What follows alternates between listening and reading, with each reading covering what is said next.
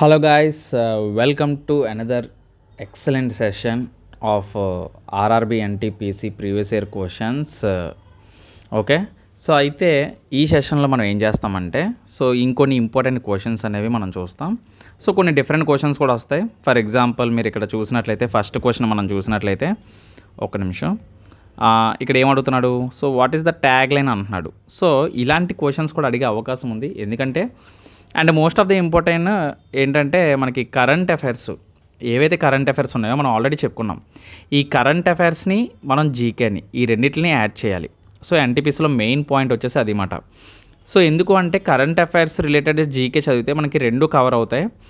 So తర్వాత మనకి ఏంటంటే ఇది బేసిక్. ఇప్పుడు ఒక current affair for example Japan కోసం చదువుతున్నామంటే, ఒక కరెంట్ అఫైర్ జపాన్ కోసం చదివామంటే జపాన్ యొక్క క్యాపిటల్ ఏంటి, జపాన్ యొక్క కరెన్సీ ఏంటి, ఓకేనా?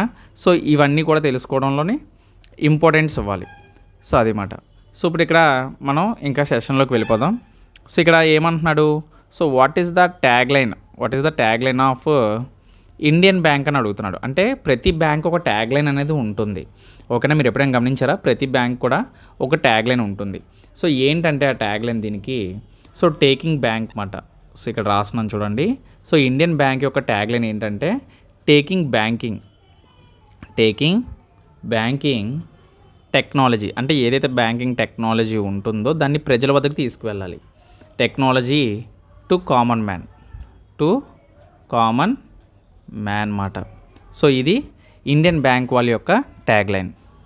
అయితే ఇక్కడ మీరు అందరికీ ఒక డౌట్ రావచ్చు. సో ఇండియన్ బ్యాంకింగ్ అంటే చాలా తక్కువ మందికి ఉంటుంది. సో అందరికీ ఫేవరెట్ అయిన బ్యాంక్ ఏంటి? ఎస్బీఐ కదా, ఓకేనా? ఎస్బీఐ, ఓకేనా? State bank of India. SBI అంటే ఏంటి? State bank of India. So SBI యొక్క ట్యాగ్ లైన్ ఏంటో తెలుసా మీకు? So it is a pure banking అన్నమాట. సో వాళ్ళ యొక్క ట్యాగ్ లైన్ ఏంటంటే ప్యూర్ బ్యాంకింగ్ నథింగ్ ఎల్స్. అంటే ఇది ఒక కంప్లీట్ ప్యూర్ బ్యాంకింగ్, దానికి మించి ఇంకేం లేదు అని అర్థం. నథింగ్ ఎల్స్ మాట, ఓకేనా? సో ఇది స్టేట్ బ్యాంక్ యొక్క ట్యాగ్ లైన్ మాట ఇది. అయితే ఇక్కడ మీరు గమనించినట్లయితే ప్రతి బ్యాంకింగ్ కూడా మనకి హెడ్ క్వార్టర్స్ ఉంటుంది, అలాగే ఒక ట్యాగ్ లైన్ అనేది ఉంటుంది. సో కొన్నిసార్లు మీరు గుర్తుపెట్టుకోండి, ట్యాగ్ లైన్ని మనకి స్లోగన్ అని కూడా పిలుస్తారు. ఇప్పుడు ఏదైతే ట్యాగ్ అని ఇచ్చాడో ఇక్కడ, దీన్ని కొన్నిసార్లు స్లోగన్ అని కూడా అంటారు, ఓకేనా? అంటే మీకు క్వశ్చన్ ఎలా అడుగుతాడంటే for example the slogan of pure banking and nothing else is raised by. అంటే స్లోగన్ అనేది ప్యూర్ బ్యాంకింగ్ నథింగ్ ఎల్స్ అని ఎవరు మనకి రైజ్ చేశారో అని అడుగుతాడు. సో అలా అడిగినప్పుడు మనకి ఎస్బీఐ అని మీరు చెప్పాలి, ఓకేనా? ఇప్పుడు ఎస్బీఐ యొక్క హెడ్ క్వార్టర్స్ ఎక్కడని అడిగితే ఏం చెప్తారు, ఓకేనా? సో ఎస్బీఐ హెడ్ క్వార్టర్స్ ఎక్కడ? మనకి ముంబై, ఓకే? ముంబై. సో ఎక్కడ ఉంది? ముంబై ఎక్కడుంది? మహారాష్ట్ర. సో ఓకేనా? సో ఇక్కడ డేటా మీరు రాసుకోవచ్చు. సో మీరు రాసుకుంటే ఈజీగా ఉంటుంది. సో ఇక్కడ మనం చూసినట్లయితే ఇక్కడ మీరు చూసినట్లయితే ఎస్బీఐ యొక్క చైర్మన్ అయితే మనకి ఇంతకుముందు దినేష్ కుమార్ అని ఒకసారి నేను చెప్పాను షార్ట్లోని, ఓకే? సో ఆ తర్వాత ఏంటంటే ఇక్కడ హెడ్ క్వార్టర్స్ అదే చైర్మన్ ఇప్పుడు ఏంటంటే ఎస్బీఐకి చేంజ్ అవ్వడం అయితే జరిగింది. అతను వచ్చేసి ఎవరు అంటే చల్లా శ్రీనివాసులు శెట్టి మాట, ఓకేనా? సో ప్రెజెంట్ మనకి ఏంటంటే అతను ఆఫీసు రీసెంట్గా 2024లో అపాయింట్మెంట్కి కూడా మీకు యూజ్ అవుతుంది, ఓకేనా? చైర్మన్, ఓకేనా? ఎవరు అంటే చైర్మన్ అంటే కొంచెం ఇంపార్టెంట్ కాబట్టి ఇది చెప్తున్నాను. చైర్మన్ ఏంటంటే చల్లా శ్రీనివాసులరావు. ఈయన ఆగస్టు 2024 ఈయన చైర్మన్ అవ్వడం అయితే జరిగింది. ఆయన పేరు ఏంటంటే చల్లా శ్రీనివాసులు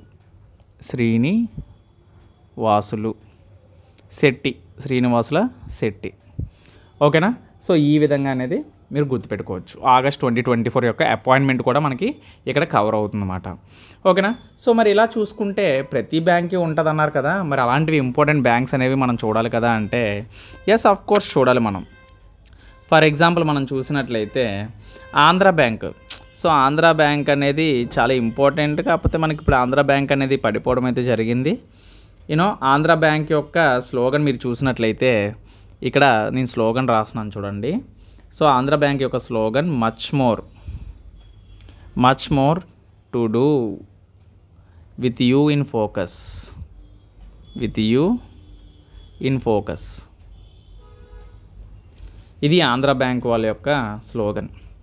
సో మనం మర్చిపోకూడదు, మన బ్యాంక్ ఆంధ్ర బ్యాంక్ యొక్క స్లోగన్ ఏంటో మనం ఖచ్చితంగా తెలుసుకోవాలి, అందుకే ఇక్కడ రాశాను.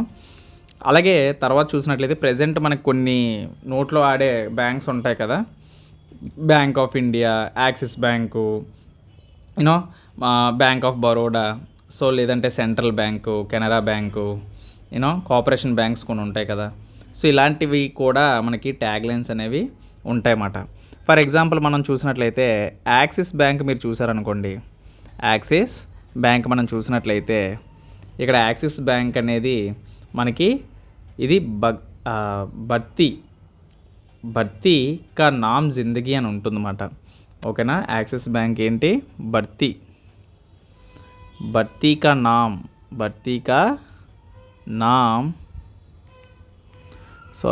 నామ్ జిందగీ. ఓకేనా. సో అది నెక్స్ట్ వచ్చేసి బ్యాంక్ ఆఫ్ బరోడా చూద్దాం. Bank of Baroda, so bank of బరోడాకి స్లోగన్ ఏంటంటే ఇండియాస్ ఇంటర్నేషనల్ బ్యాంక్ మాట. ఓకేనా, ఇది సింపుల్గా ఏమని పెట్టారంటే India's international bank. Okay, so అది మాట. అదే బ్యాంక్ ఆఫ్ ఇండియా అనుకోండి. ఓకేనా, బ్యాంక్ ఆఫ్ ఇండియా. సో ఇలా రాసుకుంటూ పోతే చాలా బ్యాంక్స్ అంటూ ఉంటాయి మనకి. సో బ్యాంక్ ఆఫ్ ఇండియా వచ్చేసి రిలేషన్షిప్ మాట. ఎవరితోటి రిలేషన్షిప్ బియాండ్ బ్యాంకింగ్కి మించిన రిలేషన్షిప్ ఉంటుందని చెప్తున్నారు, బియాండ్ బ్యాంకింగ్. సో అలా మాట. అలాగే బ్యాంక్ ఆఫ్, ఇప్పుడు మహారాష్ట్రలోనే బ్యాంక్ ఉంటుంది, bank of Maharashtra, bank of Rajasthan. ఓకేనా, సో ఇలాంటి బ్యాంక్స్ కూడా ఉంటాయి. సో అలాంటివి కాకుండా కొన్ని ఇంపార్టెంట్ చూద్దాం మనం, అన్నీ చూస్తే మరి టైం వేస్ట్. కెనరా బ్యాంక్. ఓకేనా, Canara Bank. So Canara Bank యొక్క స్లోగన్ ఏంటి, ఇది చాలా పెద్ద స్లోగనే ఉంటుంది. ఏంటంటే it's easy to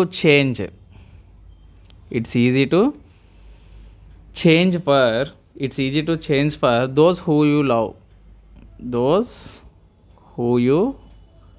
love, together we can. So maximum అడగడం అనుకుంటున్నాను, ఆప్షన్లో టైప్ చేయాలి కదా, చెప్పలేం బట్ తెలుసుకోవాలి కదా. సో అందుకని చెప్పేసి ఆ తర్వాత మనకి ఇంకోటి హెచ్డిఎఫ్సి బ్యాంక్ మీకు చాలా ఇంపార్టెంట్. సో అది కూడా మనం తెలుసుకోవాలి. సో ఇక్కడ చూసినట్లయితే హెచ్డిఎఫ్సి బ్యాంక్ యొక్క స్లోగన్ ఏంటంటే మనకి వి అండర్స్టాండ్ యువర్ వరల్డ్. అది అంతా మీకు పీపుల్స్ కోసమే రిలేటెడ్గా ఉంటుంది. వి అండర్స్టాండ్ యువర్ వరల్డ్ మాట. ఇది హెచ్డిఎఫ్సి బ్యాంక్ మాట. మీకు ఇంకోటి నోట్లాడే పేరేంటి, ఇంకోటి వచ్చేసి ఐసిఐసిఐ బ్యాంక్. చాలా మీకు అంటే ఇది మనకి గుర్తుంటుంది, ఐసిఐసి అంటాం, ఐసిఐసిఐ బ్యాంకు చాలా ఎక్స్పీరియన్స్డ్ బ్యాంక్ కదా. సో హమ్ హైనా, సో హిందీలో ఉంటుంది, హమ్ హాయ్ నా, ఇంతే దీని యొక్క స్లోగన్ ఇంతే. మనకి ఇలా డాట్స్ ఉంటాయి అన్నమాట, సో ఇలాగే ఉంటుంది.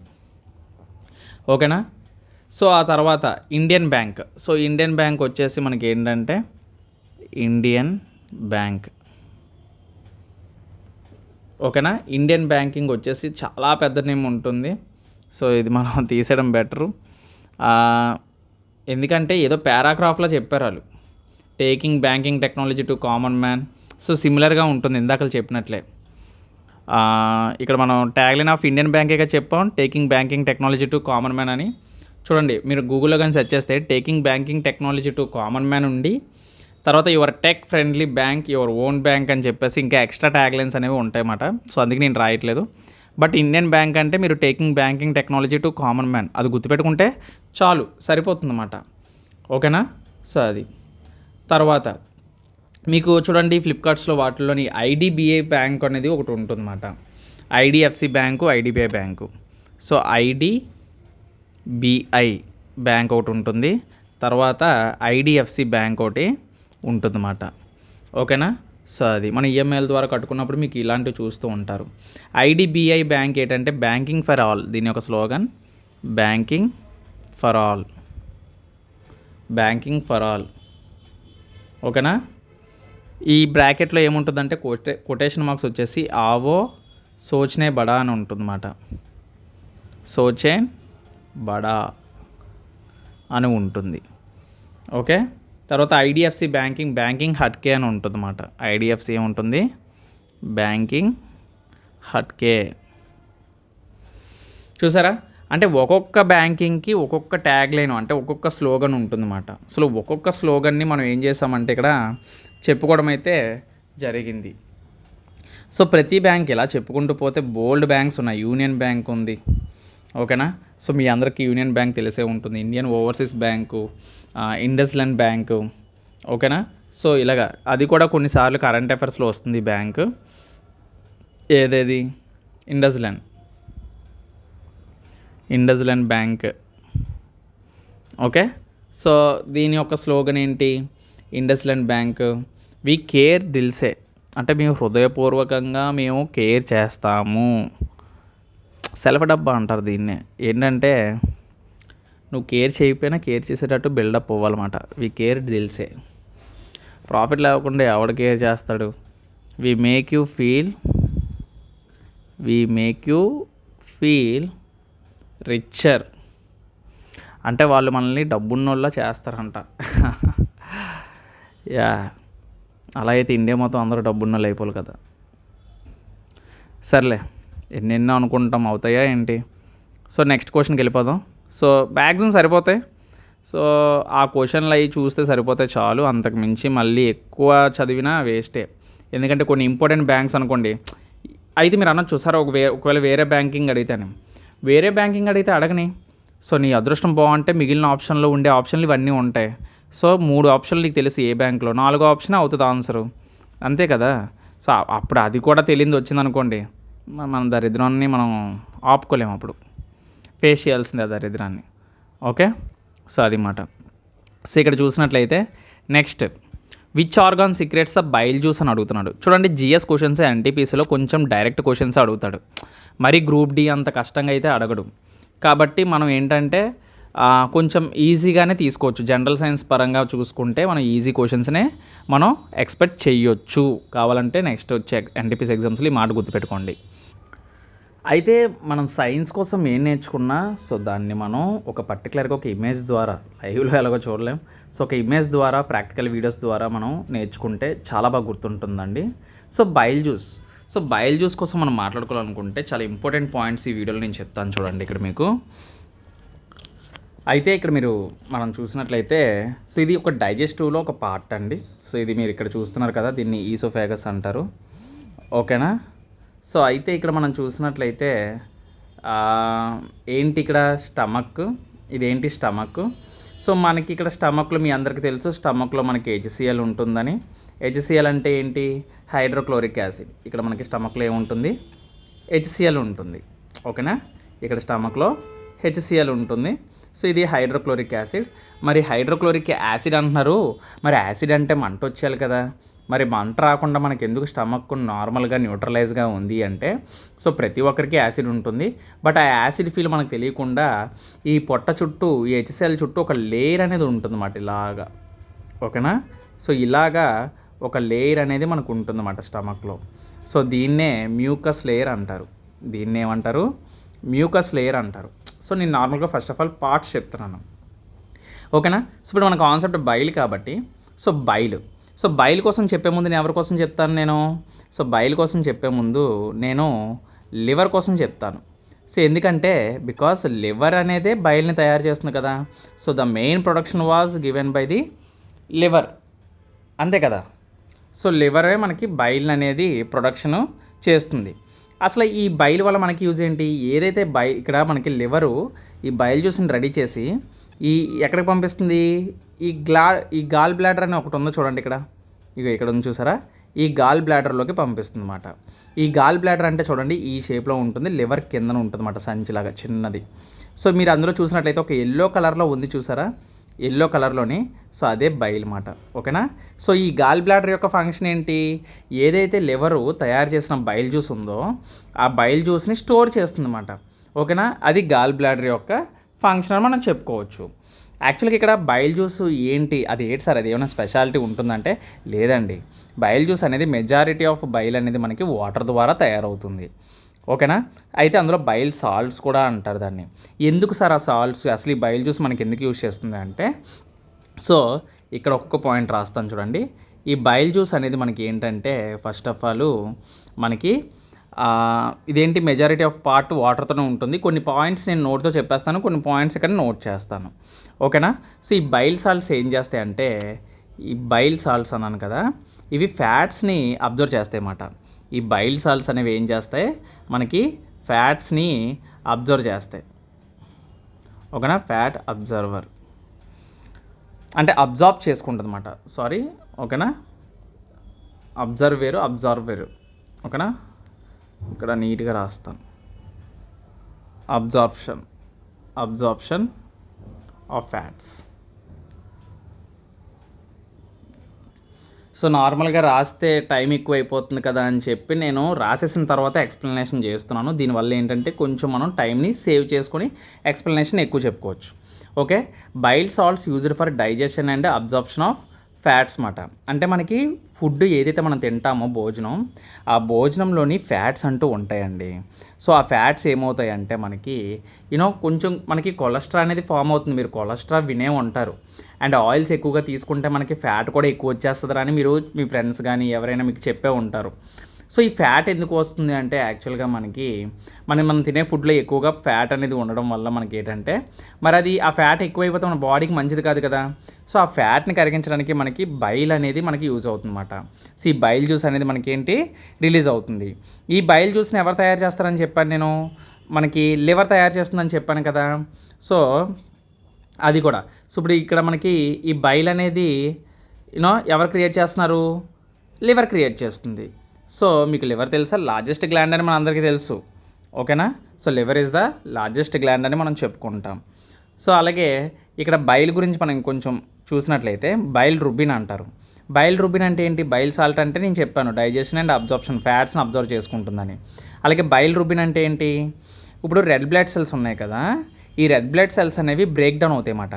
ఆ బ్రేక్ డౌన్ అయినప్పుడు ఈ వేస్ట్ ప్రోడక్ట్ ఏదైతే ఉంటుందో దాన్ని బైల్ రుబిన్ అంటారు. అలాగే కొలెస్ట్రాల్లోని మనకి కొలెస్ట్రాల్ అనేది డైజెషన్ అవ్వడానికి. ఓకేనా. సో మనకి ఇది యూజ్ అవుతుంది అన్నమాట. సో అయితే ఇది స్టోరేజ్గాను యూజ్ అవుతుంది. ఓకేనా. సో తర్వాత మనం ఇంకా చూసుకున్నట్లయితే మీకు ఒక విషయం చెప్పాలి. ఈ బైల్ అనేది ఏ విటమిన్స్ని తీసుకుంటుంది. మరి ఫుడ్లో ఫ్యాట్స్ అన్నాను కదా, మరి ఫ్యాట్స్ అంటే విటమిన్స్ ఉంటాయి. సో విటమిన్స్లో ఏ విటమిన్స్ ఉంటాయి, సో మీకు విటమిన్స్ 2 రకాలు. ఏంటవి విటమిన్స్ అనేవి 2 రకాలు. ఏంటి ఆ విటమిన్స్ అంటే మనకి ABCDEK ఇలా ఉంటాయి కదా. సో అందులో ఓన్లీ మనకి ADEK సో ఈ విటమిన్స్ని ఏమని పిలుస్తారంటే, మీకు తెలుసు విటమిన్స్ 2 రకాలు. విటమిన్స్ ఒకటి వాటర్ సాల్యుబుల్ ఉంటాయి, రెండోది ఫ్యాట్ సాల్యుబుల్ అంటారు. ఇక్కడ ఏదైతే నేను ADEK అని రాసానో వీటిని ఫ్యాట్ సాల్యుబుల్ అంటారు. ఓకే. అంటే ఫ్యాట్లో కరిగే విటమిన్స్ అని అర్థం. అయితే మిగిలిన CB అని ఉన్నాయనుకోండి, ఇవి వాటర్ సాల్యుబుల్ మాట. అందుకే మన బాడీలో చూడండి C విటమిన్ ఉండదు. మన అమ్మ వాళ్ళు వంటగదిలో పనిచేస్తుంటే ఆ వేడికి ఆ C విటమిన్ పోతుంది. అందుకే వాళ్ళు ఎక్కువగా C విటమిన్ తీసుకోవాలి. అలా తీసుకుంటేనే వాళ్ళకి కొంచెం ఇమ్యూనిటీ పవర్ కానీ ఎనర్జీ కానీ ఉంటుందన్నమాట. C విటమిన్ వెంటనే వాటర్ సాల్యుబుల్ కదా, సో వెంటనే ఎవాపరేట్ అయిపోతుంది, బాడీలో చెమట రూపంలో వెళ్ళిపోతుంది అన్నమాట బయటికి. అది ఇక్కడ విటమిన్స్ చూడండి ADEK అనేవి ఫ్యాట్ సాల్యుబుల్. ఓకేనా. సో ఈ విటమిన్స్ అనేవి ఏంటి ఫ్యాట్ సాల్యుబుల్. అందుకే ఇక్కడ మనకి ఈ బైల్ జ్యూస్ అనేది ఏం చేస్తుందంటే ఈ ఫ్యాట్స్ని అబ్జర్వ్ చేస్తుందన్నమాట. ఈ ఫ్యాట్ సాల్యుబుల్ విటమిన్స్ని ఏం చేస్తుంది, అబ్జర్వ్ చేస్తుంది. సో తర్వాత ఇంకోటి ఏంటంటే మందుబాబులు ఉంటారు కదా, వాళ్ళకు ఒక విషయం చెప్తాను. అంటే ఆల్కహాల్ ఎవరైతే తాగుతారో సో వాళ్ళకు ఒక విషయం చెప్తాను. So alcohol is a pure fat అన్నమాట. అంటే ఆల్కహాల్ అనేది చాలా కంప్లీట్గా ఫ్యాట్ అనేది ఎక్కువగా ఉంటుంది. మీరు గమనించారు ఎప్పుడైనా మందు తాగినోడికి పొట్ట ఏ విధంగా పెరిగిపోద్దాం, పొట్ట అసలు ఏ విధంగా పెరిగిపోతుందో చూసారా మీరు. ఎందుకు పొట్ట పెరిగిపోతుంది, మందు తాగితే ఏరా పొట్ట ఎందుకురా వచ్చేసిందంటే, నాకు మందు అలవాటు అయిపోయిందిరా, నేను కొంచెం హెవీ డ్రింక్ చేస్తున్నాను ఈ మధ్య, అందుకే పొట్ట వచ్చేస్తుంది అంటారు. మందు అనేది లిక్విడే. మరి ఆ లిక్విడ్ తీసుకుంటే ఎందుకు మనకి ఫ్యాట్ వస్తుంది? బికాస్ ఆల్కహాల్ అనేది ప్యూర్ ఫ్యాట్ అన్నమాట. అండ్ ఇంకొక ఇంపార్టెంట్ పాయింట్ చెప్పనా? సో చాలామంది అంటారు మందు తాక్కరా లివర్ పాడైపోద్ది, మందు తాక్కరా లివర్ పాడైపోద్ది అంటారు. అసలు మందు తాగితే లివర్ ఎందుకు పాడైవ్వాలి? ఎందుకంటే ఆల్కహాల్ ఎప్పుడైతే నువ్వు తీసుకుంటావో ఈ ఆల్కహాల్ అనేది మనకి ప్యూర్ ఫ్యాట్. ఆల్కహాల్ అనేది ప్యూర్ ఫ్యాట్. ఈ ఆల్కహాల్లో ఉండే ఈ ప్యూర్ ఫ్యాట్ని కరిగించడానికి ఈ ఈ కరిగించడానికి ఎవరు మనకి హెల్ప్ చేస్తారు? బైల్ జ్యూస్ హెల్ప్ చేస్తుంది. ఓకేనా? ఈ బైల్ జ్యూస్ హెల్ప్ చేస్తుంది. ఏది? ఈ ఆల్కహాల్ని ప్యూర్ ఫ్యాట్ని కరిగించడానికి. మరి ఈ బైల్ జ్యూస్ని ఎవరు తయారు చేయాలి? లివర్ తయారు చేస్తుంది. ఓకేనా? సో నువ్వు తాగుడు మీద తాగుడు తాగి తాగి తాగి పొద్దున్న సాయంత్రం గ్యాప్ లేకుండా నువ్వు తాగుతున్నావు. నువ్వు మనిషా మానా అని లివర్ అంటదన్నమాట. నేను కాదు, నేను అనట్లేదు, లివర్ అంటుంది నువ్వు మనిషా మానరా, నన్ను పిండి పిండి చేస్తున్నావు అని. ఎందుకు పిండి పిండి చేస్తున్నావు అంటుంది? బికాజ్ లివర్ చాలా కష్టపడి తయారు చేస్తుంది బైల్ జ్యూస్. నీ బాడీలో ఫ్యాట్ ఎంటర్ అవుతుందని దానికి సిగ్నల్ రాగానే బైల్ జ్యూస్ని రిలీజ్ చేస్తుంది అన్నమాట. గాల్ బ్లాడర్లో రెడీగా స్టోర్ చేస్తుంది. ఈ వరస్ట్ ఫెలోగాడు ఏదో ఫ్యాట్ తీసుకుంటున్నాడు, ఆ ఫ్యాట్ని మనం కరిగించాలని. ఓకేనా? సో గ్యాప్ లేకుండా ఆయిల్ ఫుడ్స్ అని, పానీపూరి అని, నూడిల్స్ అని, అవని ఇవని, చిప్స్, ఆయిల్ మిట్స్, పూరీలు, బజ్జీలు ఇవన్నీ తింటుంటే ఆ లివర్ తట్టుకోలేక ఏమవుతుందంటే లివర్ అనేది పాడైపోతుంది అన్నమాట. క్రియోసిస్ అనే ఒక వ్యాధి వస్తుంది. అంటే లివర్ డ్యామేజ్ వ్యాధి అంటారు దాన్ని. అది కూడా చెప్తాను. సో ఇప్పుడు మీకు అర్థమైంది కదా? సో లివర్ అనేది డ్యామేజ్ అవుతుందన్నమాట. సో ఇది ఏమవుతుందంటే ఇలా తీసుకెళ్ళి ఇది ఏమవుతుంది? లివర్ డ్యామేజ్కి పాల్పడుతున్నాం. సో అందుకే మందు తాకండ్రా లివర్ పాడైపోతుందంటే లివర్ ఎందుకు పాడైపోతుంది? అక్కడ ఉండే ఫ్యాట్ కోసం నీ బైల్ జ్యూస్ని పిండి పిండి పిండి బైల్ జ్యూస్ని తయారు చేయలేక అలిసిపోయి పాడైపోతుంది అన్నమాట. అర్థమవుతుందా? మందు పాడు చేయదు. ఆ మందుని కరిగించడానికి ఈ లివర్ పనిచేసే పనితీరుకి ఇప్పుడు ఏ మనిషికైనా 8 గంటల పని ఉంటే చాలు. తర్వాత వాడంటూ బ్రేక్ తీసుకుంటాడు. నువ్వు బ్రేక్ లేకుండా చేస్తున్నావు అన్నమాట. సో అది కాబట్టి సో ఆ విధంగా లివర్ అనేది మనకి పాడైపోతుంది అన్నమాట. సో లివర్ యొక్క ఫంక్షన్స్ వింటే మీకు మైండ్ బ్లాక్ అయిపోతుంది. ఇక నేను ఏం చెప్తున్నాను? లివర్ కోసం చెప్తున్నాను అనమాట. సో ఇక్కడ లివర్ మనం చూసుకున్నట్లయితే లివర్ అనేది లార్జెస్ట్ గ్లాండ్ అండి. లివర్ అనేది ఏంటి? లార్జెస్ట్ గ్లాండ్ అంటారు. ఓకేనా? Largest gland in human body అంటే మీరు ఏం చెప్పాలి? లివర్ అని చెప్పాలి. In human body. ఓకేనా? Largest gland in human body ఏది అంటే లివర్ అని చెప్పాలి. ఇది మనకి ఎక్కడ ఉంటుంది అంటే రైట్ సైడ్ అన్నమాట. Right side of the stomach మనకి లివర్ అనేది ఉంటుందన్నమాట. మెయిన్ ఫంక్షన్ వచ్చేసి మనకి చాలామంది బైల్ పిగ్మెంట్ని ప్రొడ్యూస్ చేయడం అంటారు. కానీ ఇంకొక పాయింట్ కూడా ఉంటుంది లివర్ చేసేది. ఏంటి? అమోనియా అండ్ యూరియా కూడా మనకి లివర్లోనే ప్రొడ్యూస్ అవుతాయి. Ammonia and urea.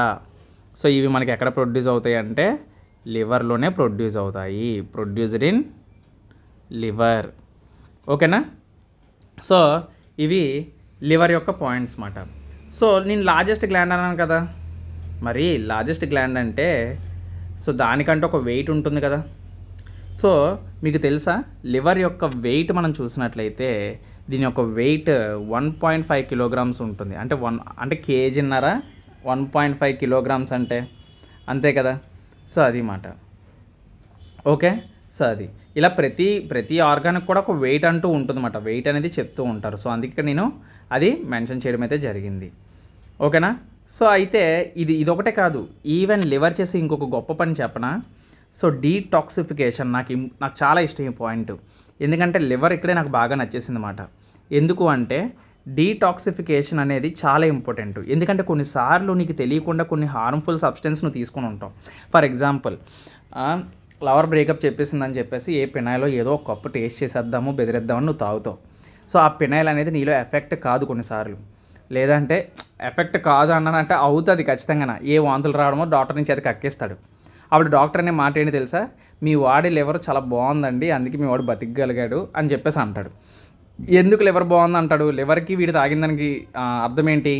బికాస్ ఈ డీటాక్సిఫికేషన్ అంటే ఏదైతే హార్మ్ఫుల్ సబ్స్టెన్స్ ఉంటాయో, ఓకేనా, ఈ హార్మ్ఫుల్ సబ్స్టెన్స్ ఏవైతే ఉంటాయో like for example A phenyl ఎందుకు ఆల్కహాల్ తీసుకుందాం. మరి ఆల్కహాల్ ఒంటికి మంచిది కాదని మనకు తెలుసు. మరి దాన్ని అసలు కంట్రోల్ చేస్తుంది ఎవరు? లివరే. ఓకేనా? మందు తాగే వాళ్ళు ఒరిడు ఎంతమంది తాగుతాడు, రీడు బాగానే ఉంటారా అంటే వాడి లివర్ వర్కింగ్ అనేది బాగా జరుగుతుందని అర్థం. ఓకేనా? సో ఏవైతే హార్మ్ఫుల్ సబ్స్టెన్స్ ఉంటాయో ఈ హార్మ్ఫుల్ సబ్స్టెన్స్ అన్నిటిని కూడా డీటాక్సిఫికేషన్ చేస్తుందన్నమాట. ఈ హార్మ్ఫుల్ సబ్స్టెన్స్ అన్నీ కూడా లైక్ ఎలాగా డ్రగ్స్ కానీ, ఈవెన్ డ్రగ్స్ కూడా తీసుకుంటారు కదా చాలామంది, డ్రగ్స్, ఆల్కహాలు, ఓకేనా. సో ఈవెన్ పాయిజన్ తాగిన కొద్ది వరకు లివర్ అనేది దాన్ని తగ్గించడానికే చూస్తుందన్నమాట, ఓకేనా. సో అది అలాగే లివర్ అనేది కొన్ని ప్రోటీన్స్ని కూడా ప్రొడ్యూస్ చేస్తుంది, ఓకేనా. కొన్ని ప్రోటీన్స్ని కూడా ఇది ప్రొడ్యూస్ చేస్తుంది అన్నమాట. ఏంటి, ఎటువంటి ప్రోటీన్స్ని మనకి ప్రొడ్యూస్ చేస్తుంది? ఆల్బుమిన్ అనే ప్రోటీన్ని ప్రొడ్యూస్ చేస్తుంది, ఓకేనా. ఇంపార్టెంట్ అన్నమాట, ఆల్బుమిన్ అనేది ఇంపార్టెంట్. అండ్ అలాగే కొంతమంది ఉపవాసం ఉంటారు.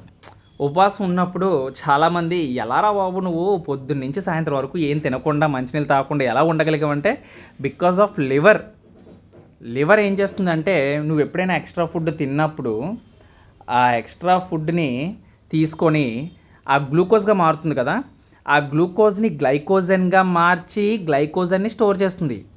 ఎప్పుడైతే నీ బాడీకి ఫుడ్ అనేది అవసరమో ఆ ఫుడ్ అనేది తీసుకొని, అంటే ఇప్పుడు లివర్ గ్లైకోజన్ని స్టోర్ చేస్తుంది కదా, సో ఆ గ్లైకోజన్ని మళ్ళీ గ్లూకోజ్గా మార్చి నీ బాడీకి అందిస్తుంది అన్నమాట. చూసారా. సో అది ఉపవాసం ఉండడం మంచిదే, నేను కాదన్ను.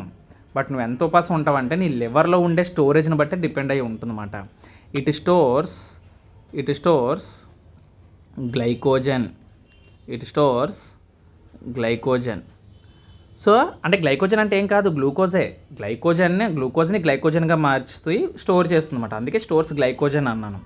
అలాగే విటమిన్స్ని స్టోర్ చేస్తుంది, మినరల్స్ని స్టోర్ చేస్తుంది, ఓకేనా. ఇవి మళ్ళీ తిరిగి మనకే ఇస్తుంది, అదేం తీసుకోదు, ఓకేనా. సో అది అలాగే మనకి బైల్ ప్రొడక్షన్ కూడా చేస్తుంది అన్నమాట. అది ఎలాగో నేను ఆల్రెడీ మీకు చెప్పాను. బైల్ ప్రొడక్షన్ కూడా మనకి ఇస్తుంది, అన్నమాట. సో ఏదైతే మనకి డైజెషన్కి చాలా ఇంపార్టెంట్, ఓకేనా. సో అది మాట. సో ఈ విధంగా మనం చూసుకున్నట్లయితే మనకి బైల్ జ్యూసు అంటే ఒక చిన్నపిల్లాడి నుంచి మనకి బైల్ జ్యూస్ అనేది చాలా డిఫరెంట్గా ఉంటుందండి. అంటే ఇది 3 స్టేజెస్లో ఉంటుందన్నమాట. మనకి చిన్నప్పుడు బైల్ జ్యూస్ ఒక రకంగా ఉంటుంది చిన్నపిల్లలకి, లైక్ ప్లసెంటా మీరు వినే ఉంటారు. ప్రెగ్నెన్సీ టైంలో మన ఫుడ్ ద్వారా ఏది లోపలికి వెళ్ళాలని డిసైడ్ చేసేది ప్లసెంటాయే బేబీకి. అలాగే మనకి తర్వాత హార్మోనల్ చేంజెస్ అయినప్పుడు హార్మోన్స్ లైక్ మనకి ఆక్సిటోసిన్ ఉందా, సో ఇది మనకి చిన్నపిల్లల్లోనే ఆక్సిటోసిన్ అనేది ప్రొడ్యూస్ అనేది హార్మోనల్ చేంజెస్లోనే జరుగుతుందన్నమాట, ఓకే. సో బైల్ జ్యూస్ అనేది డ్యూరింగ్ ప్రెగ్నెన్సీ కూడా చాలా డిఫరెంట్గా ఉంటుంది, ఓకేనా. ప్రెగ్నెన్సీ టైంలో కూడా బైల్ జ్యూస్ అనేది చాలా డిఫరెంట్గా ఉంటుందన్నమాట. సో తర్వాత అంటే డిఫరెంట్ అంటే ఏం జరుగుతుంది సార్ అంటే, ప్రెగ్నెన్సీ ఉన్న వాళ్ళకి దురద వస్తుందండి. మీరు ఎప్పుడైనా చూసారు, వాళ్ళు స్టమక్ సైడ్స్ ఈ రైట్ సైడ్కి గోక్కుంటారు ఎక్కువగా, ఇచ్చింగ్ అంటారన్నమాట. అంటే ఇలా దురద పెడుతుందన్నమాట, ఎక్కువగా దురద పెట్టడం ప్రెగ్నెన్సీ టైంలో, హార్మోన్స్ అనేవి కొంచెం ఇంక్రీజ్ అవ్వడం. సో దీనివల్ల ఏంటంటే జాండీస్ టైపు చూడండి, కొంతమంది పిల్లలకు పుట్టిన వెంటనే జాండీస్ రావడం. సో అంటే ఎక్కువ ఒకవేళ అమౌంట్ ఆఫ్ బైల్ అనేది ఎక్కువగా అయిపోతే ఇటువంటి ఇంపాక్ట్ అనేది కలుగుతుందన్నమాట, ఓకేనా. సో అది సో ఆ విధంగా సో మనకి బైల్ జ్యూస్ లివర్ మనం చూసుకున్నట్లయితే సో ఇంపార్టెంట్ సిరోసిస్ అంటారు, ఓకేనా. డిసీజ్ వచ్చేసరికి ఏంటంటే ఇది మనకి, ఓకేనా, డిసీజ్ అంటే ఇంపార్టెంట్ అన్నమాట. ఈ డిసీజ్ పేరు గుర్తుపెట్టుకోండి, అలాగే మనకి డిసీజ్ కూడా కవర్ అయిపోతాయి అన్నమాట.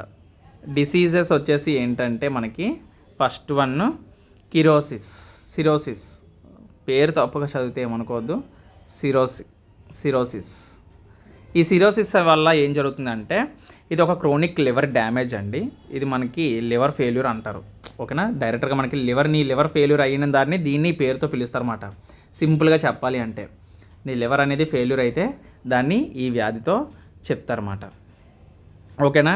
సో ఈ క్రియోసిస్ దేనివల్ల వస్తుంది అంటే హెవీ ఆల్కహాల్, అంటే టూక్ హెవీ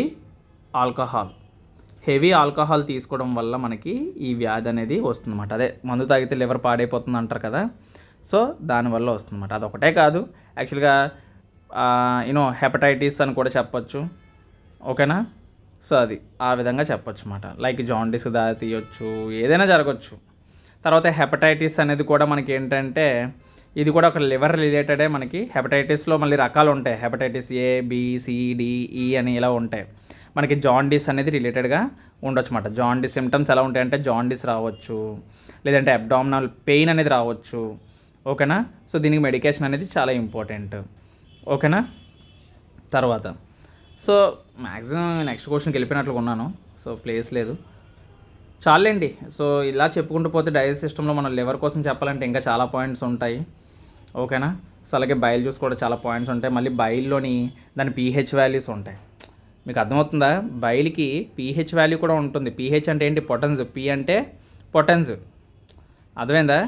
సో పీహెచ్ అంటే పొటెన్స్, హెచ్ అంటే హైడ్రోజన్ అనమాట. పీహెచ్ వాల్యూ అంటే ఎసిడిక్ నేచర్లో ఉందా, బేసిక్ నేచర్లో ఉందా అని కూడా మనకి కొన్నిసార్లు అడగొచ్చు, లేదంటే మనం తెలుసుకోవడంలో ఇంపార్టెంట్ ఉంటుంది కదా. సో అది మాట. సో ఇక్కడ మనకి ఒక బైల్ మనం చూసుకున్నట్లయితే ఇది కరిగిస్తుంది, ఫ్యాట్ని కరిగిస్తుంది కదా. సో చాలామంది అనుకుంటారంటే బైల్ అనేది ఎసిడిక్ నేచర్ అనుకుంటారు. యాక్చువల్గా బైల్ అనేది మనకి న్యూట్రల్కి దగ్గరగా ఉంటుందండి. 7.6 to 8.6 రేంజ్లో ఉంటుంది. ఓకేనా. ఇక్కడ ఎక్కడైనా రాస్తాను. సో బైల్ యొక్క పీహెచ్ వాల్యూ మనకి రేంజెస్ ఎంతవరకు ఉంటుందంటే 7.6 to 8.6 వరకు ఉంటుందన్నమాట. అంటే దీని వాల్యూ ఏమని చెప్తారు? స్లైట్లీ ఆల్కలైన్ అని చెప్తారు కదా. స్లైట్లీ ఏమని చెప్తారు? ఆల్కలైన్. అంటే మీ భాషలో మీకు సింపుల్గా అర్థం కావాలంటే బేస్. ఓకేనా. ఆల్కలైన్ అంటే ఏంటి? అక్కడ బేస్ అని అర్థం అన్నమాట. ఓకేనా. సో అది అయితే ఇక్కడ మీకు బైల్ పీహెచ్ కోసం మనం చూసినట్లయితే ఇది లైపేజ్ అని కూడా అంటారు.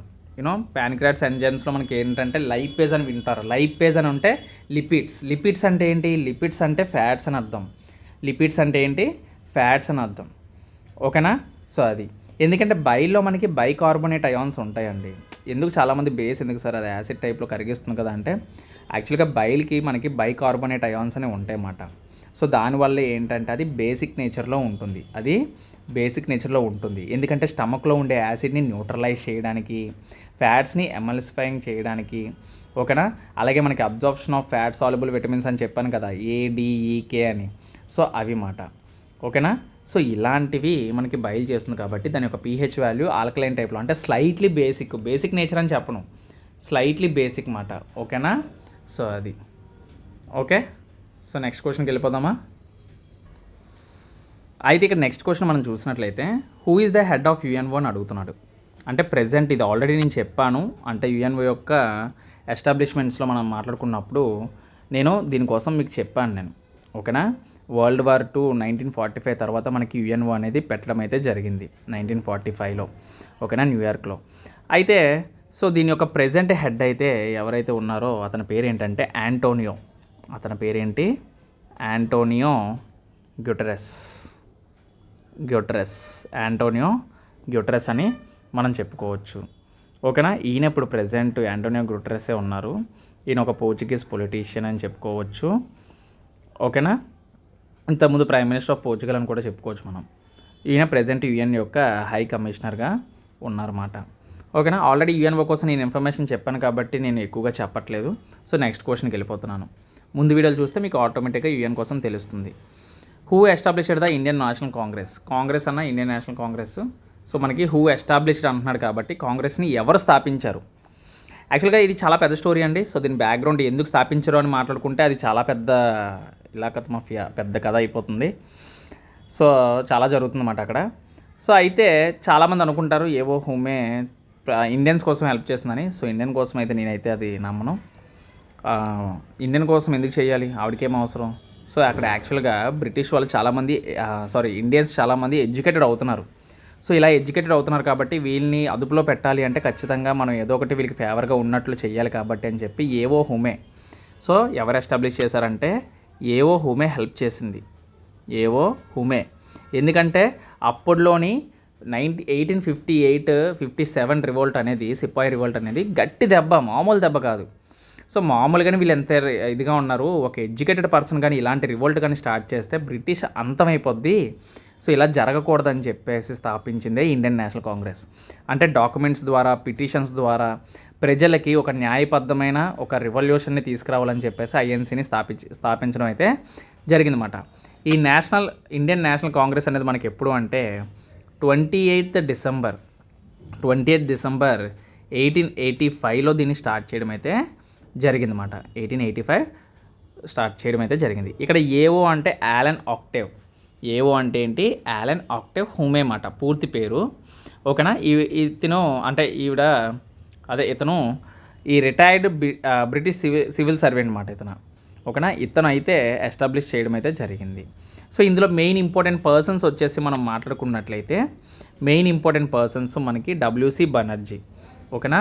సో అతన్ని డబ్ల్యూసి బెనర్జీ అంటారు. యాక్చువల్గా అతను పూర్తి పేరు ఏంటంటే ఉమేష్ చంద్ర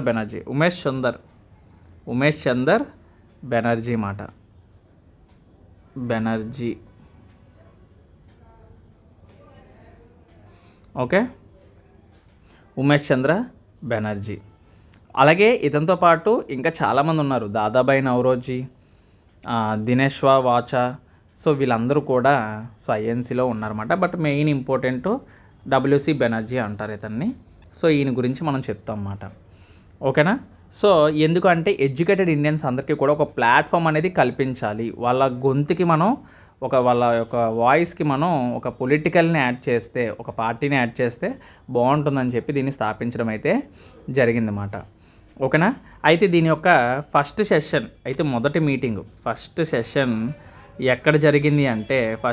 ఎక్కడ జరిగింది అంటే మనకి బొంబాయిలో జరిగిందన్నమాట. ఎక్కడ జరిగింది? బొంబాయిలో జరిగిందన్నమాట. ముంబై అంటున్నారు, ఇప్పుడు బొంబాయిలో జరిగింది. సో మనకి డబ్ల్యూసి బెనర్జీ ఫస్ట్ ప్రెసిడెంట్ కూడా ఎవరు ఉన్నారు అంటే డబ్ల్యూసి బెనర్జీ గారు. మరి ఆయనే మొదటి ప్రెసిడెంట్ అన్నమాట. ఫస్ట్ ప్రెసిడెంట్గా ఆయనే ఉండడం అయితే జరిగిందన్నమాట. ఓకేనా. సో అయితే ఇక్కడ మనకి ఏం చేశారంటే ఇండియన్స్కి బ్రిటిష్ గవర్నమెంట్కి ఒక వారధిలాగా ఈ పార్టీ అనేది ఉండాలని వాళ్ళు చెప్పడం అయితే జరిగింది. మహాత్మా గాంధీ కూడా చాలా ఇలాంటిది ఉండాలి ఆ టైంలో. అంటే ఇంకా ఆయన అప్పటికీ కాదు. సో మహాత్మా గాంధీ గారు ఆ తర్వాత వచ్చినప్పుడు చెప్తున్నాను, మహాత్మా గాంధీ గారు కూడా ఒకసారి ప్రెసిడెంట్ అవుతారన్నమాట. ఓకేనా. సో 1924 అనుకుంటా. ఓకేనా. సో అలాగే అంటే మళ్ళీ అలాగే ఈ ఐఎన్సీ వాళ్ళకి ఇండియన్ నేషనల్ కాంగ్రెస్లో ప్రెసిడెంట్ ఒక్కరే ఉంటే పవర్ ఒకరి చేతుల్లోకి వెళ్ళకూడదని చెప్పి ప్రతి సంవత్సరం ఐఎన్సీ యొక్క ప్రెసిడెంట్ ప్రతి సంవత్సరం మారుతూ ఉంటారన్నమాట. ప్రతి సంవత్సరం వాళ్ళు ఏం చేస్తారంటే మారుతూ ఉంటారన్నమాట. సో ఇది ఐఎన్సీ కూడా ఇంపార్టెంట్ విషయాలన్నమాట. అయితే సో ఇక్కడ మీరు ఇంపార్టెంట్గా తెలుసుకోవాల్సిన విషయం ఏంటంటే కాంగ్రెస్ సెషన్స్ అనేవి కొన్ని చాలా ఇంపార్టెంట్ కీ రోల్ని ప్లే చేసేవి కూడా మనకి ఇండియన్ ఫ్రీడమ్ మూమెంట్స్లో. సో ఇండియన్ నేషనల్ కాంగ్రెస్ అనేది. సో ఫస్ట్ ఆఫ్ ఆల్ నేను ప్రతి ఇయర్ చెప్తానండి. సో ఆ ఇయర్స్ అనేవి మీరు గుర్తుపెట్టుకోండి. సో అలాగే ఇక్కడ మనకి ఏంటంటే ఆ ప్లేసు, ఆ ప్రెసిడెంటు ఎందుకు ఇంపార్టెంటో నేను చెప్తాను. సో దాన్ని బట్టి year, place, president importance. So ఈ విధంగా ఒక టేబుల్ అనేది మనం క్రియేట్ చేద్దాం. ఓకేనా. సో ఎలా క్రియేట్ చేద్దామంటే ఫస్ట్ ఆఫ్ ఆల్ ఇయర్ ఏంటో తెలుసుకుందాం, ఏ ఇయర్లో జరిగింది. అలాగే ఆ యొక్క ప్లేస్ అనేది తెలుసుకుందాం. తర్వాత ప్రెసిడెంట్ ఎవరు, తర్వాత దాని యొక్క ఇంపార్టెన్స్ ఏంటి. ఓకేనా. ఇంపార్టెన్స్ ఏంటో చూద్దాం. అయితే ఇక్కడ మనం సో ఫస్ట్ ఎప్పుడు ఎస్టాబ్లిష్ అయిందని చెప్పాను? 1885లో మనం చెప్పాం కదా. ఇయర్ గుర్తుపెట్టుకుంటే చాలు. 1885లో మనకి ఎస్టాబ్లిష్ చేయడం అయితే జరిగింది. ప్లేస్ వచ్చేసి మనకి ఎక్కడ? బొంబాయి. నేను ఇందాకలో ఎవరని చెప్పాను ఫస్ట్ ప్రెసిడెంట్ అని? డబ్ల్యూసి బెనర్జీ కదా. డబ్ల్యూసి బెనర్జీ గారు ఫస్ట్ ప్రెసిడెంట్ ఆఫ్ మనకి ఐఎన్సీ మాట. సో అదే మనకి ఇది ఎక్కడ జరిగింది అంటే మనకి ఇంపార్టెన్స్ ఏంటంటే ఈయన ఫస్ట్ ప్రెసిడెంట్. ఇంపార్టెన్స్ వచ్చేసి మీరు ఏం గుర్తుపెట్టుకోవాలనుకుంటే గోకుల్ దాస్ తేజ్పాల్. ఏంటి పేరు అంటున్నారా? తేజ్పాల్ సాంస్క్రిట్ కాలేజ్ మాట. ఇది ఒక కాలేజ్లో జరిగింది. గోకుల్ దాస్ తేజ్పాల్ సాంస్క్రిట్ కాలేజ్లో మనకి ఈ సెషన్ అయితే జరిగిందన్నమాట. మొత్తం ఎంతమంది వచ్చారంటే 72 డెలిగేట్స్ అయితే దీంట్లో అటెండ్ అవ్వడం జరిగింది. అంటే స్టార్టింగ్ సెషన్ కదా, సో ఎవరు కూడా అటెండ్ అవ్వలేదు అన్నమాట. అయితే ఈ విషయం బెంగాల్లో ఉండే చాలామందికి తెలియడం అయితే జరిగింది. సో మనకి కలకత్తా. సో మీ అందరికీ కలకత్తా అంటే అర్థమవుతుంది. సో కలకత్తాలోనే చాలామందికి అర్థమవుతుంది. తర్వాత సో ఇక్కడ ఏంటంటే ఆ తర్వాత చాలామంది దీని గురించి తెలుసుకొని నెక్స్ట్ సెషన్కి రెడీగా ఉంటారన్నమాట. నెక్స్ట్ సెషన్కి రెడీ అవుదామని చెప్పేసి అందరూ కూడా సిద్ధమవుతారు. సో అందుకే నెక్స్ట్ సెషన్ మనకి ఏమవుతుంది అంటే 1886లో మళ్ళీ ఇంకొక సెషన్ అయితే అరేంజ్ చేస్తారు. నేను చెప్పాను కదా ప్రతి సంవత్సరం కూడా ఈ విధంగా అరేంజ్ చేస్తారన్నమాట. సో ఈ సెషన్ అనేది ఎక్కడ జరిగింది అంటే మనకి కలకత్తాలో జరిగింది. సో ఇక్కడ జరిగిన తర్వాత ఇక్కడ ఈసారి ఎవరు అంటే దాదాబాయి నౌరోజీ. ఇక్కడ ఎవరు ప్రెసిడెంట్ అంటే దాదాబాయి నౌరోజీ. సో ఇంపార్టెన్స్ వచ్చేసి ఏంటంటే ఈ సెషన్లో మొత్తం 436 మెంబర్స్ అంటే 436 డెలిగేట్స్ అయితే అటెండ్ అవ్వడం అయితే జరిగిందన్నమాట. ఓకేనా.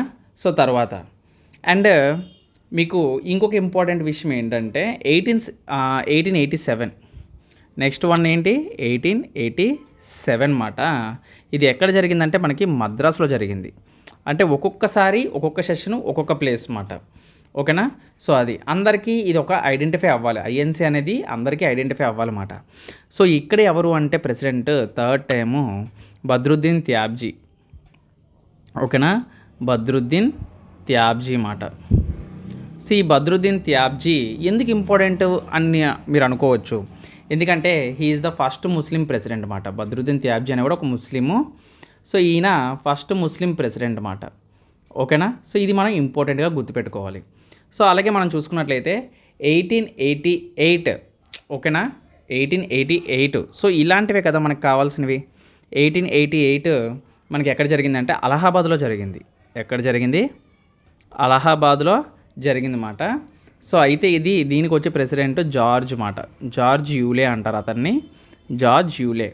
సో ఇతను ఎందుకు ఇంపార్టెంట్, ఈ సెషన్ ఎందుకు ఇంపార్టెంట్ అంటే he is the first English president అన్నమాట. ఓకేనా, first English president. Okay. So ఈ విధంగా మనం గుర్తుపెట్టుకోవచ్చు. అలాగే ఇంకా ఇంపార్టెంట్ అయినా మనం చూసుకున్నట్లయితే మనకి 1905 ఇంపార్టెంట్. ఓకేనా. సో యాక్చువల్గా ఇంకా చాలా సెషన్స్ జరుగుతాయి 98 నుంచి 99, 89, 90, 95. ఓకేనా. సో ఇలాంటివన్నీ జరుగుతాయి అన్నమాట. సురేంద్రనాథ్ బెనర్జీ కూడా అవుతారు, మీకు ఎస్ఎన్ బెనర్జీ అంటారు అసలు యాక్చువల్గా. అది వచ్చేసి 1895 అన్నమాట. 1895 ఇది మనకి పూనాలో జరుగుతుంది. మనకి ఎవరు అంటే ఇక్కడ ఎస్ఎన్ బెనర్జీ అంటారు. ఎస్ఎన్ బెనర్జీ, సురేంద్రనాథ్ బెనర్జీ మాట. సో ఏంటి ఇంపార్టెన్స్ అంటే ఇక్కడ మనకి ఎడ్యుకేటెడ్ క్లాసెస్ వాళ్ళకి రిప్రజెంటేటివ్ బాడీని డిమాండింగ్ అయితే చేస్తారు. నేను ఆల్రెడీ చెప్పాను కదా ఐఎన్సీని స్థాపించింది ఎందుకు ప్రజల యొక్క డిమాండ్స్ని వీళ్ళు గొంతెత్తి చెప్పడానికి మాట. ఓకేనా. సో అది నేను ఇక్కడ రాయట్లేదు, అది మోస్ట్ ఇంపార్టెంట్ అయితేనే నేను రాస్తున్నాను ఇక్కడ. అయితే నెక్స్ట్ సెషన్ వచ్చేసరికి మనకి ఎప్పుడు అంటే 1905 అండి. చాలా చాలా ఇంపార్టెంట్. 1905 సెషన్ అనేది చాలా important.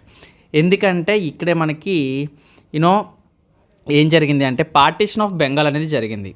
So partition of Bengal lord Curzon చేశాడని చెప్పాను కదా. సో ఈ సెషన్ మనకి ఎక్కడ జరిగింది అంటే బెనారస్లో జరిగింది అన్నమాట. ఈ సెషన్ ఎక్కడ జరిగింది? బెనారస్లో జరిగింది. సో ఆ సెషన్లో ఇంపార్టెంట్ వ్యక్తి ఎవరు అయ్యారు అంటే గోపాల్ కృష్ణ గోఖలే. సో ఇక్కడే మనకి విడిపోతుంది కూడా, ఐఎన్సీ స్ప్లిట్ అయిపోతుంది, సూరత్ స్ప్లిట్ అని కూడా అంటారు దీన్ని. సో తర్వాత రాడికల్స్ అండ్ మోడరేట్స్ కింద మారిపోతారు అన్నమాట.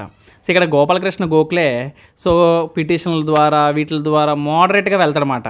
బ్రిటిష్ వాళ్ళతోటి పోటీ చేద్దాం అనుకుంటారు. ఈ లాల్ బాల్ పాల్ అంటారు, మీకు తెలుసు కదా, లాల్ బాల్ పాల్ అంటారు. సో లాలా లజపతి రాయ్, బాలగంగాధర్ తిలక్, బిపిన్ చంద్రపాల్. సో వీళ్ళు ఏంటంటే రాడికల్స్ టైప్లో మాట. ఇంకా డైరెక్టర్గా వీళ్ళు మాటలతో చెప్తుంటే వినట్లేదు, మనం ఎలాగైనా వైలెంట్గా మూమెంట్ చేయాలని చెప్పి వీళ్ళు అనుకుంటారు. గోపాలకృష్ణ గోఖలే వీళ్ళందరూ కూడా మోడరేటర్స్. సో వీళ్ళు ఒక మోడరేట్ వేలో వెళ్దాం అనుకుంటారు అన్నమాట. సో అందుకే ఆ టైంలోనే ఎందుకు ఇంపార్టెన్స్ అంటే మనం ఇంపార్టెంట్గా ఏంటంటే ఒక మూమెంట్ స్టార్ట్ అవుతుంది. అదే మనం ఏం చెప్తామంటే స్వదేశీ మూమెంట్ అన్నమాట. సో ఆ టైంలో జరిగే మూమెంట్ ఏంటి అంటే స్వదేశీ మూమెంట్ చేస్తారు. స్వదేశీ మూమెంట్లో ఏం చేస్తారంటే మొత్తం బ్రిటిష్ వాళ్ళ తాలూకు యొక్క గూడ్స్ కానీ అన్నీ బ్యాన్ చేస్తారన్నమాట. అంటే ఎవరు బ్రిటిష్ యొక్క గూడ్స్ని కొనకూడదు, వాళ్ళ వస్తువులు వాడకూడదు. వాళ్ళ కాలేజెస్ నుంచి చాలామంది రిజైన్ చేసి వచ్చేస్తారు, లాయర్స్ వచ్చేస్తారు బయటికి. సో ఆ విధంగా స్వదేశీ మూమెంట్ అనేది జరుగుతుందన్నమాట. ఓకే. సో దీని ఇంపార్టెన్స్ ఇది. అలాగే నెక్స్ట్ ఇంపార్టెంట్ సెషన్ మనం వచ్చేసరికి ఏంటంటే 1907 మాట. అదే మీకు చెప్పాను కదా సూరత్ స్ప్లిట్ అని, ఇక్కడే మాట. ఇది సూరత్ మాట. ఈ టైంలో మనకి రాస్ బిహారీ బోస్ మాట. ఇక్కడ ఎవరు అంటే రాస్ బిహారీ బోస్. ఈయన మనకి ప్రెసిడెంట్గా ఉన్నాడన్నమాట ఆ టైంలో 1907లోని. ఓకేనా. ఇక్కడ ఇంపార్టెన్స్ వచ్చే ఏంటంటే కాంగ్రెస్ అనేది స్ప్లిట్ అయిపోతుంది, 2 విధాలుగా విడిపోతుంది. కాంగ్రెస్ అనేది స్ప్లిట్ అయిపోతుంది అన్నమాట. ఓకే. సో అది 1907. అలాగే 1908 కూడా వేరే వాళ్ళని ఎవరిని పెట్టుకోరు. సో ఎందుకంటే స్ప్లిట్ అయిపోవడం వల్ల 1908 కూడా సేమ్ 1908 కూడా మనకి మద్రాసులో జరుగుతుంది యాక్చువల్గా. సో ఇక్కడ కూడా రాజ్ బిహారీ బోస్ గారే ప్రెసిడెంట్గా వర్తించారు. కాన్స్టిట్యూషన్ ఫర్ ది కాంగ్రెస్ అని చెప్పేసి ఒకటి క్రియేట్ చేశారన్నమాట. ఓకేనా. సో ఏంటంటే ఇక్కడ కాన్స్టిట్యూషన్ ఉండాలి ఫర్ కాంగ్రెస్ వాళ్ళకి అని చెప్పేసి ఆ టైంలోనే ఆయనే ఉండడం అయితే జరిగిందన్నమాట. ఓకేనా. సో అది అయితే ఇవన్నీ తీసేగా మనకి తర్వాత సెషన్స్ అనేవి ఆగిపోవడం అయితే జరిగింది. అంటే కొన్నిసార్లు జరిగింది, బట్ మనం ఇక్కడ ఓన్లీ ఇంపార్టెంట్ మనం మాట్లాడుకున్నాం కాబట్టి నెక్స్ట్ ఇంపార్టెంట్ ఏంటంటే 1917 అండి. 1917 సో చాలా ఇంపార్టెంట్. ఇక్కడ ఎక్కడ జరిగిందంటే సెషన్ ఇది కలకత్తాలో జరిగింది. ఎక్కడ జరిగింది? కలకత్తాలో జరిగింది. ఎవరు ప్రెసిడెంట్ అంటే యానీ బీసెంట్ అన్నమాట. ఓకేనా. ఈవిడ పేరేంటి? Annie Besant. చాలా ఇంపార్టెంట్ వ్యక్తి అండి ఈవిడ. చాలా రీఫార్మ్స్లో ఉన్నారు ఈవిడ. అండ్ ఫస్ట్ ఉమెన్ ప్రెసిడెంట్ ఈవిడే. ఫస్ట్ ఉమెన్ ప్రెసిడెంట్ ఎవరైనా ఉన్నారు అంటే అది యానీ బీసెంట్. జిడ్డు కృష్ణమూర్తి వాళ్ళ అమ్మ అండి ఈవిడ. యానీ బీసెంట్ అనేవాళ్ళు దత్తపుత్రుడు జిడ్డు కృష్ణమూర్తి గారు. ఓకేనా. జిడ్డు కృష్ణమూర్తి గారు తెలుసా మీకు? సో 1920 కూడా మనకి చాలా ఇంపార్టెంట్. మనకి వైల్డ్ మూమెంట్స్ జరిగాయి. సో నాగపూర్ మాట. ఈ సెక్షన్ ఎక్కడ జరిగింది అంటే నాగపూర్లో జరిగింది. సో దీనికి ప్రెసిడెంట్ ఎవరు అంటే లాలా లజపతి రాయ్. ఈయన ప్రెసిడెంట్గా వర్క్ చేశారన్నమాట 1920లోని. ఓకేనా. సో ఇక్కడ మనకి ఏంటంటే ఈ 1920లోనే నాన్ కోఆపరేషన్ మూమెంట్ అనేది గాంధీయన్ ప్రోగ్రామ్ మనకి కాంగ్రెస్ వాళ్ళు చేపట్టడం అయితే జరిగింది. గాంధీయన్ ఫిలాసఫీ అయితే తీసుకోవడం జరిగిందన్నమాట. గాంధీయన్ ప్రోగ్రామ్ అంటే అహింసా భావంతో మనకి ఈ రెవల్యూషన్ అనేది చేయడం అన్నమాట. ఓకేనా. సో అది అయితే మనకి నెక్స్ట్ 1921 తర్వాత మనకి 1922 ఈ టైంలో మనకి ఏంటంటే చాలా దారుణాలు జరిగాయి. అంటే నాన్ కోఆపరేషన్ మూమెంట్ నడుస్తుంది ఆ టైంలో చిత్తరంజన్ దాస్ అంటారు ఆయన్ని. ఓకేనా. సో ఈ టైంలోనే మనకి ఏంటంటే చిత్తరంజన్ దాస్ గారు 1921లో ప్రెసిడెంట్గా ఉన్నారన్నమాట. ఆ టైంలో గాంధీజీ గారు మొత్తం నాన్ కోఆపరేషన్ మూమెంట్ దుమ్ము లేపేస్తుంది. అంటే ఆంధ్రప్రదేశ్ అంటున్నాను, భారతదేశంలో మనకి నాన్ కోఆపరేషన్ మూమెంట్ ఒక లెక్కలో నడుస్తుందన్నమాట. సో అందరూ చాలా యునైటెడ్గా ఉండి, సో అహ్మదాబాద్ ప్రతి చోట కూడా ఈ సెషన్ అహ్మదాబాద్లో జరిగింది. సో ఇక్కడ ఎవరు అంటే సిఆర్ దాస్ గారు ప్రెసిడెంట్గా ఉన్నారు. ఈవెన్ 1922లో కూడా మనకి ఎక్కడ గయాలో జరిగింది. ఓకే. సో ఇక్కడ కూడా చిత్తరంజన్ దాస్ గారే వర్క్ చేయడం అయితే జరిగింది. కాకపోతే ఏం జరిగింది అంటే గాంధీజీ గారు చౌరీ చౌరా ఇన్సిడెంట్ను ఒక ఇన్సిడెంట్ జరుగుతుందండి. ఆ ఇన్సిడెంట్లో ఒకళ్ళు ఏం చేస్తారంటే ఒక 2 ముగ్గురు కానిస్టేబుల్ను చంపేస్తారు, ఒక పోలీస్ స్టేషన్ని తగలబెట్టేస్తారు. అయితే ఈ న్యూస్ గాంధీ గారికి రీచ్ అవుతుంది. ఎప్పుడైతే గాంధీజీ గారికి రీచ్ అయిందో వాళ్ళు గాంధీజీ గారు ఏం చేస్తారంటే ఆయన కోపం వచ్చి మొత్తం నాన్ కోఆపరేషన్ మూమెంట్ దీన్ని మొత్తాన్ని ఆపించేస్తాడు. ఎక్కడో చిన్న ఇన్సిడెంట్ జరిగింది, మ్యాక్సిమం ఆ టైంలో కానీ ఆపకుండా అదే ఊపులో కానీ డూ ఆర్ డై సిచ్యువేషన్ లాగా బిహేవ్ చేస్తే ఆ టైంలో మనకి ఇండిపెండెన్స్ వచ్చేది కంప్లీట్. ఒకవేళ రాకపోయినా బ్రిటిష్ వాళ్ళకి చుక్కలు చూపెడదాం. కానీ గాంధీ గారు తీసుకునే నిర్ణయానికి చాలామంది షాక్ అయిపోయారు. ఎందుకు ఇంత సడన్గా ఈయన ఆపేశారు? ఇంత చిన్న రీజన్గా ఎంతోమంది చనిపోయారు. అలాగైతే మన వాళ్ళు అంతమంది చనిపోయినప్పుడు ఒక ముగ్గురు పోలీసులు ఒక పోలీస్ స్టేషన్ కాల్చినందుకు ఒక చిన్న వైలెన్స్ కోసం ఇంతమంది యొక్క నమ్మకాలని, ఇంతమంది యొక్క త్యాగాల్ని రిజైన్ చేసి వచ్చారండి. రిజైన్ చేసి వచ్చేయడం లాయర్స్ వీళ్ళందరూ కూడా, స్టూడెంట్స్ వీళ్ళందరూ కూడా రిజైన్ చేసి కూడా వచ్చేసారు. సో అలాంటి వాళ్ళని అందరినీ దృష్టిలో పెట్టుకోవాలి కదా అని చెప్పి చిత్తరంజన్ దాస్ గారికి చాలా కోపం వచ్చింది. సో మనకు తెలియని విషయాలు చాలా ఉంటాయి హిస్టరీలో. ఓకేనా. సో ఇక్కడ మనకి ఇంపార్టెన్స్ 1921లో ఏంటంటే మనకి ఈ టైంలోనే యాక్చువల్గా 1920 టైంలో ఖిలాఫట్ మూమెంట్ అనేది ఒకటి జరుగుతుంది. 1918లో World War I ఎండ్ అయిపోతుంది. ఈ బ్రిటిష్ వాళ్ళు ఏమించో టర్కీ కింగ్ అయిన క్యాలిఫట్ మీద పనిష్మెంట్ చేస్తారు. అంటే క్యాలిఫట్ అంటే ముస్లింలందరికీ రాజు మాట. అతని మీద మనకు పనిష్మెంట్ అవ్వగానే మొత్తం ముస్లింలందరి మీద కంప్లైంట్ ఇచ్చినట్లే అది సో మాకు కూడా అది పనిష్మెంట్ లాంటిది అని చెప్పి ముస్లింలందరూ కూడా ధర్నా చేస్తారు. ఇదే మంచి టైం అని చెప్పి హిందువులు ముస్లింలు కలపాలని గాంధీ గారు ఖిలాఫత్ మూమెంట్ని నాన్ కోఆపరేషన్ మూమెంట్లో కలిపి చేస్తారన్నమాట. ఇదే మీరు మొన్న క్రిందిటి వీడియోలో మొప్లాహ్ రిబీలియన్ అని చెప్పేసి కేరళలో ఒక మూమెంట్ జరుగుతుంది, ముస్లింలు అందరూ కలిసి చేస్తారని చెప్పాను కదా. సో అది కూడా ఒక రీజన్ అని చెప్పాను కదా. సో అది అందుకే ముందు వీడియోలో కనెక్ట్ అవుతాయి దీనికి కూడా. ఓకే, సో ఇక్కడ చిత్తరంజన్ దాస్ గారు ఏంటి, సో ఇక్కడ ఒక వ్యక్తి ఉంటుందండి, హజ్రత్ మొహానీ అంటారు. ఓకేనా, హజ్రత్ మొహానీ. సో వీళ్ళు ఏం చేశారంటే కంప్లీట్ ఇండిపెండెన్స్ కావాలి.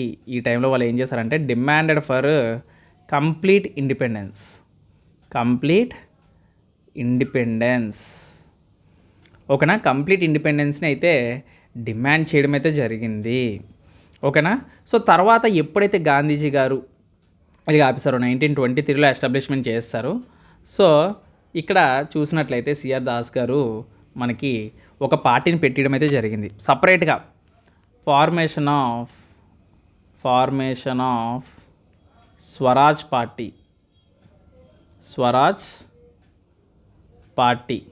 ఓకేనా, ఫార్మేషన్ ఆఫ్ స్వరాజ్ పార్టీ. ఓకేనా, సో తర్వాత ఇంపార్టెంట్ ఏంటంటే ఈ టైంలో ఇతను బయటకు వచ్చేసిన తర్వాత 1924లో ఇది చాలా ఇంపార్టెంట్ ఇది. ఓకేనా, ఇది కూడా మోస్ట్ ఇంపార్టెంట్. ఎందుకు అంటే ఇక్కడ బెల్గంలో మహాత్మా గాంధీ గారు, మోహన్ దాస్ కరమ్చంద్ గాంధీ గారు. ఓకేనా, అందుకే ఇతనే ఇంపార్టెంట్ అనమాట. సో గాంధీ గారు మహాత్మా గాంధీ గారు ప్రెసిడెంట్ అయ్యారన్నమాట. ఓకేనా, ఇంపార్టెంట్స్ ఏమి లేదు, ఆయన ప్రెసిడెంట్ అవ్వడమే గొప్ప అక్కడ. సో అదే importance, Gandhi become the president. So అందుకే అది స్పెషల్ ఇయర్ అంటారు. ఓకేనా, సో తర్వాత 1925లో ఈ సెషన్ వచ్చేసి కాన్పూర్లో జరుగుతుంది, మళ్ళీ కాన్పూర్లో జరుగుతుంది. సో ఇక్కడ ఎవరు అంటే Sarojini Naidu, the nightingale women of India. Sarojini Naidu.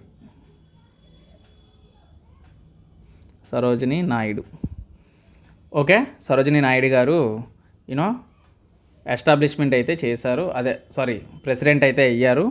ఓకేనా, ఫస్ట్ ఇండియన్ ఉమెన్ అని చెప్పొచ్చు. ఇందాక యానీ బెసెంట్ ఇండియన్ ఉమెన్ కాదు ఆవిడ. ఓకేనా, ఫస్ట్ ఇండియన్ ఉమెన్ అని అడిగితే ఈవిడని చెప్పాలి, first Indian women president. Okay, so ఇది 1925లో మాట. ఓకేనా, సో అది ఆ తర్వాత ఇంకా మనం మాట్లాడుకున్నట్లయితే 1928 ఎక్కడ జరిగింది అంటే మనకి కలకత్తాలో జరిగింది. సో ఇక్కడ ఎవరు అంటే మోతీలాల్ నెహ్రూ, జవహర్లాల్ నెహ్రూ వాళ్ళ ఫాదర్ మోతీలాల్ నెహ్రూ, ఈయన ప్రెసిడెంట్ అవ్వడం అయితే జరిగింది. సో ఇక్కడ మనకి ఆల్ ఇండియన్ యూత్ కాంగ్రెస్ అనేది స్టార్ట్ చేయడం అయితే జరిగిందన్నమాట. First all Indian youth Congress. So ఇలా జరగడం అయితే జరిగింది. ఆ తర్వాత వాళ్ళ కొడుక్కి ఈ పోస్ట్ని అయితే ఇవ్వడం జరిగింది. 1929లో మనకి లాహోర్లో జరుగుతుంది సెషను. ఓకేనా, లాహోర్లో జరుగుతుంది. ఇది ఇంపార్టెంట్ సెషన్. మళ్ళీ ఇది వచ్చేసి ఇక్కడ జవహర్లాల్ నెహ్రూ గారు అయితే ప్రెసిడెంట్గా ఉండడం అయితే జరిగింది. ఓకేనా, ఇక్కడే మనకి పూర్ణ స్వరాజ్ని ఇక్కడ వాళ్ళు అనౌన్స్ చేయడం అయితే జరిగింది. ఓకేనా, పూర్ణ స్వరాజ్ని అనౌన్స్ చేయడం అయితే జరిగింది. అంటే కంప్లీట్ ఇండిపెండెన్సు ఎప్పుడు అంటే 26 జనవరి 1930. అందుకే చూడండి, కాన్స్టిట్యూషన్ రెడీ అయిపోయి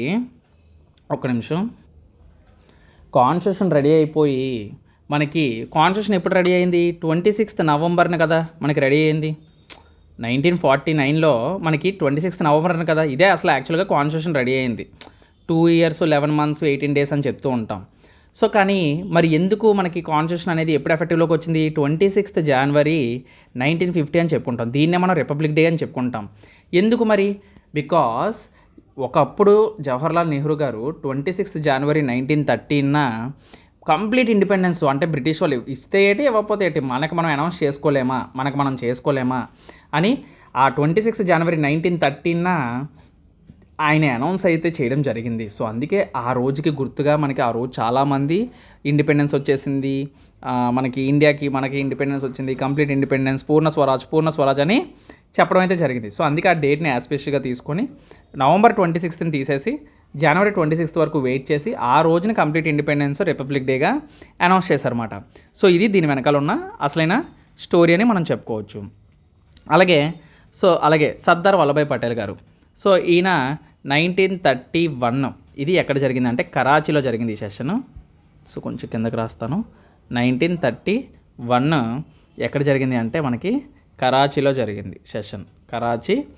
ఈయన ఏంటంటే సర్దార్ వల్లభాయ్ పటేల్. ఓకేనా, సర్దార్ వల్లభాయ్ పటేల్. ఓకేనా, ఈయన ఇక్కడ మనకి రిజల్యూషన్ తీసుకొచ్చారు ఫండమెంటల్ రైట్స్ కోసం. ఓకేనా, సో ఫండమెంటల్ రైట్స్ కోసం, అలాగే నేషనల్ ఎకనామిక్ పాలసీ కోసం. తర్వాత 1934. సో 1934 మనకి బొంబాయిలో జరిగింది. సో ఎవరు అంటే Rajendra Prasad.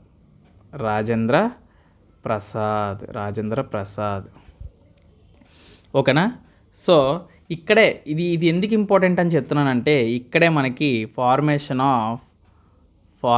Of Congress socialist party మాట. ఓకేనా, సో ఇది ఇంపార్టెంట్. తర్వాత 1936లో మనకి మళ్ళీ జవహర్లాల్ నెహ్రూ లక్నోలో అవుతుంది. ఓకేనా, ఈ సోషలిజంకి మనకి డెమోక్రసీ సపోర్ట్ ఉండాలని చెప్పేసి చెప్పడం అయితే జరిగింది ఆ మీటింగ్లో. తర్వాత 1938 ఈ ఇంపార్టెంట్. మళ్ళీ 2 డేట్స్ అనేవి చెప్తాను, మరీ ఎక్కువ చెప్పినట్టున్నాను. మరి ఏం చేస్తాం, హిస్టరీలో మరి ఈ విధంగా ఉంటాయి మనకి ఇన్ఫర్మేషను. 1938 ఒకటిని, తర్వాత 1939 ఒకటి. 1934లో మనకి ఇంకోటి ఇంపార్టెంట్ విషయం ఏంటంటే ఎంఎన్ రాయ్ అని ఒక వ్యక్తి మనకి ఏం చేస్తారంటే ఇండియాకి కాన్స్టిట్యూషన్ ఉండాలి అని చెప్పేసి ప్రపోజ్ చేస్తారన్నమాట. Who is the first proposed the Indian constitution అంటే మనకి ఎంఎన్ రాయ్ అని మనం చెప్పుకోవచ్చు. అలాగే ఇక్కడ మనం 1938 అలాగే 1939 మనం చూసుకున్నట్లయితే ఓకేనా, సో 1938 వచ్చేసి హరిపుర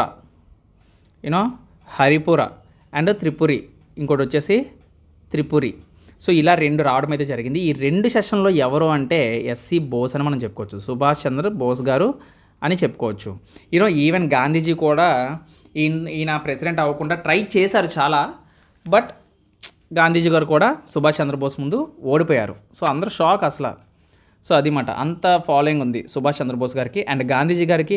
అండ్ ఈ టైంలోనే సుభాష్ చంద్రబోస్ గారు జవహర్లాల్ నెహ్రూ గారితో కలిసి పూర్ణ స్వరాజ్ ఏదైతే మనం అనుకున్నామో దాన్ని మొత్తం ఒక ప్రిన్స్లీ స్టేట్స్ అనేవి గ్యాదర్ చేసుకొని వాటి యొక్క దాన్ని ఎస్టాబ్లిష్ చేయడం కోసం డిస్కస్ చేశారన్నమాట.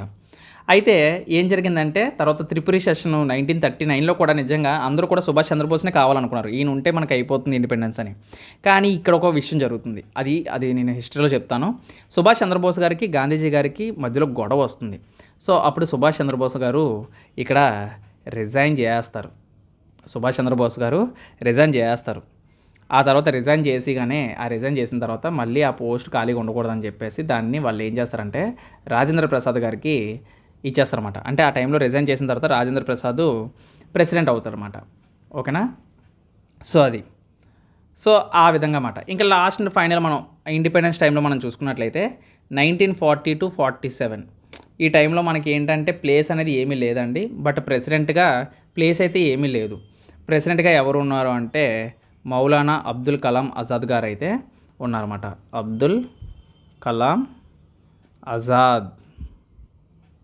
మౌలానా అబ్దుల్ కలాం ఆజాద్ మాట.